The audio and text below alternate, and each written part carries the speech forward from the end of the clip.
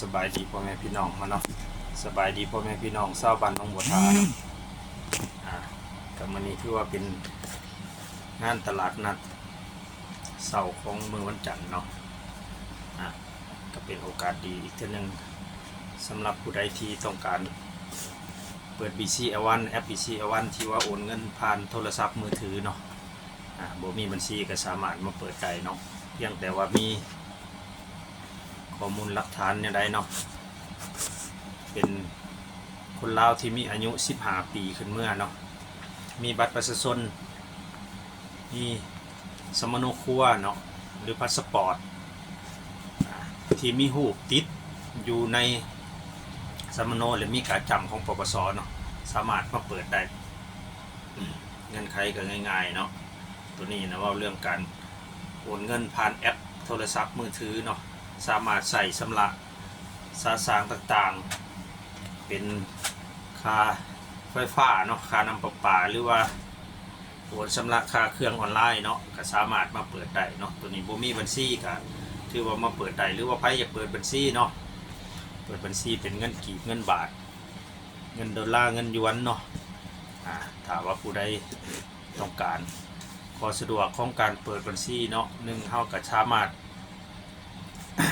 แลกเงินผ่านแอปโทรศัพท์มือถือได้เนาะต้องการเป็นเงินบาทเป็นกีบกีบเป็นบาทดอลลาร์เป็นกีบเนาะก็ถือว่าเป็นเรทมาตรฐานของระบบธนาคารการค้า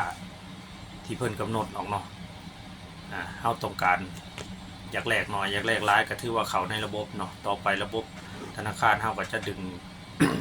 การซื้อขาย โอนเงินผ่านโทรศัพท์เลยเนาะผู้ใดที่ว่าเหตุการณ์ค้าการขายก็สามารถเขาเปิดบัญชีได้เนาะนี่ก็ถือว่าอยู่ตัวแทนธนาคารบริการเงินด่วนชุมชนสาขาหนองบัวทาเฮาก็ มีคำแนะนำให้บรรดาทานเนาะผู้ใดสนใจหรือว่าต้องการจะเปิดเนาะหน้าที่ของตัวแทนธนาคารชุมชนเฮาก็ถือว่ารับชำระสินเชื่อเนาะเสียค่าน้ำค่าไฟ เสียประกันไฟประกันไฟลาวเวียดเนาะผู้ใดต้องการมีรถมีรางอยากมาซื้อประกันไฟก็สามารถติดต่อมาได้เนาะนอกจากนั้นก็มีการชำระสินเชื่อเนาะสินเชื่อกรุงศรีสินเชื่ออีออนเนาะแล้วก็หลายๆรายการเนาะที่ว่าเป็นการชำระสินเชื่อนอกจากนั้นก็มีการโอนเนาะการฝากการถอน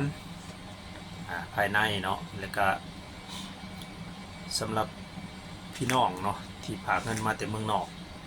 พี่น้องอยู่บ้านเฮาก็ถือว่ามีหลายเนาะที่ว่าผ่านมาในมารับใช้หรือว่ามาบริการอยู่ที่ตัวแทนธนาคารชุมชนของพวกเฮาเงิน8ตัวเลขเนาะที่ว่าพี่น้องเพิ่นฝากมาให้เนาะสามารถมารับได้โดยบ่มีการหักค่าธรรมเนียมเนาะตัวนี้เนาะสำหรับเงิน8ตัวเลขถ้าว่าฝากมา100เหรียญก็ได้100เหรียญ500เหรียญก็500เหรียญแต่ถ้าจะเอาเป็นสกุลเงินกีบเนาะก็ถือว่าไล่ตามเรทของธนาคารเพิ่นกำหนดของแต่ละมื้อเนาะตัวนี้จะบ่เป็นมาตรฐานแล้วแต่ตามเงินขึ้นเงินลงเนาะผู้ใดที่ว่าต้องการมาฮับเนาะก็วิธีการข้อมูลเนาะในการฮับก็คือถือบัตรประชาชนถือสมโนถือพาสปอร์ตเนาะผู้ที่ว่าเพิ่นฝากมาให้เนาะ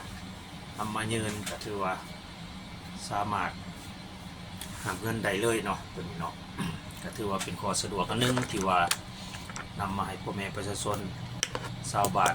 หนองบัวทาและก็บ้านใกล้เคียงเนาะที่ว่ามา ค้าขายอยู่ในตลาดมื้อนี้เนาะก็ที่เป็นสิ่งใหม่ๆเนาะก็คือเรื่อง การเปิดแอปเนาะการเปิดแอปบัญชีแอป BCL1 เฮาเนาะหรือว่าแอปโอนเงินเนาะผ่านโทรศัพท์มือถือเนาะ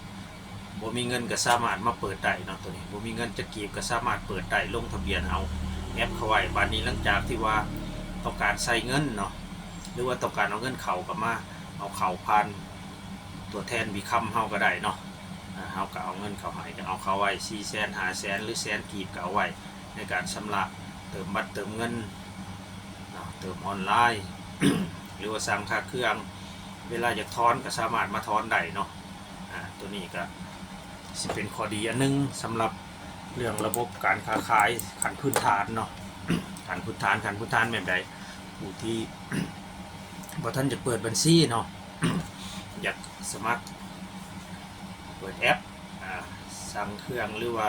อยากให้ลูกค้าโอนเข้ามาเนาะก็สามารถมาเปิดได้เนาะข้อมูลหลักฐานก็คือมาเว้านี่เนาะหรือว่าพ่อแม่พี่น้องที่ว่าอยาก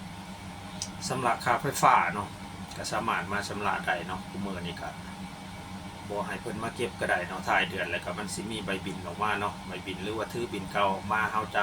กวดหายว่ามูลค่าที่ว่าทานใส่ไปในแต่ละเดือนมันเท่าไหร่มันจะขึ้นมาในระบบเลยเนาะตัวนี้ก็เป็นข้อสะดวกอันนึงที่ว่า ตัวแทนธนาคารบริการเงินด่วนสุขสนของพวกเฮาเพิ่นได้มาเปิดหรือว่านำข้อสะดวกมาให้พ่อแม่พี่น้องพ่อแม่ประชาชนชาวบ้านน้องบัวทาของพวกเฮาแล้วก็ที่ว่าบ้านใกล้เคียงเนาะออกข้างนี่เนาะถ้าว่าบ่อยากขึ้นปักซองเวลาอยากมอบเงินหรือว่าอยากถอนเงินก็สามารถมามอบได้เนาะทีนี้ก็เป็นข้อสะดวก อยู่ที่สถานที่เฮากันนี่แหละเนาะอยู่ที่ตลาดบ้านน้องบัวทาส่วนทางเบตงของพวกเฮาเลยเนาะผู้ใดที่ว่าต้องการมีลูกมีหลานหรือว่ามีครูมีอายมีน้องเนาะอยากเปิดแอปอันนี้เป็นข้อสะดวกอันใหม่เนาะที่ว่าทางตัวแทนหรือว่าธนาคารการค้าเพิ่นมอบหมายให้ตัวแทนชุมชนของพวกเฮาได้มารับใช้กับพ่อแม่พี่น้องเนาะให้ขอสะดวกต่างๆเพราะว่าบ้านเฮาก็นับมือแล้วนับมือทุกอย่างก็เข้าระบบค้าขายออนไลน์หรือว่าระบบดิจิตอลกันหมดแล้วเนาะ เฮาก็บ่จำเป็นสิใช้เงินสดถือเงินสดมีแต่เปิดแอปเข้ามาไว้แล้วก็เอาเงินเข้าไว้ในบัญชียามอยากใช้ยามอยากจ่ายก็ถือว่าสแกนจ่ายออกเลยเนาะตัวนี้เป็นข้อสะดวกอันใหม่ๆเนาะนี่ถือว่าเหมาะสำหรับ น้องลุงลูกหลานผู้ที่เริ่มมักเฮ็ดธุรกิจออนไลน์เนาะตัวนี้เนาะเป็นหยังคือว่าในนั้นเนาะข้อสะดวกคือว่าเฮาบ่ต้องมีเงินเฮาก็สามารถมาเปิดได้แอปตัวนี้เนาะนี่แหละคือข้อสะดวกของการสมัครแอปเนาะเพียงแต่ว่ามีบัตรประชาชนมีสมโนหรือพาสปอร์ตแต่อายุ15 ปีขึ้นเมื่อเนาะในนั้นก็ต้องมีรูปที่ว่าติดอยู่ในสมโนแล้วมีกาจับของปกสเพิ่นเนาะตัวนี้ก็สามารถนำเข้ามาเปิดได้เลยเนาะอยู่ที่ตัวแทนธนาคารบริการเงินด่วนชุมชนของพวกเฮาถือว่าเป็นการดีเนาะการดีแนวทางหนึ่งหรือว่าวิธีทางการหนึ่งที่บรรดาทานผู้ใดสนใจก็สามารถมาสอบถามก่อนเนาะหรือว่ามาเอาข้อมูลก่อนก็ได้เนาะถือว่ามาให้คำปรึกษาเนาะหรือว่ามีทิศทางอยากเปิดบัญชีเนาะอยากเปิดบัญชีก็ สามารถเข้ามาสอบถามได้เนาะหรือว่าบางคนก็ที่ว่ามีบัญชีแล้วข่อยเฮ็ดแนวใดเนาะข่อยอยากใส่แอปตัวนี้ในการ สำหรับสินค้าเนาะสามารถมาติดต่อสอบถามผู้พันทางหน่วยงานของเราได้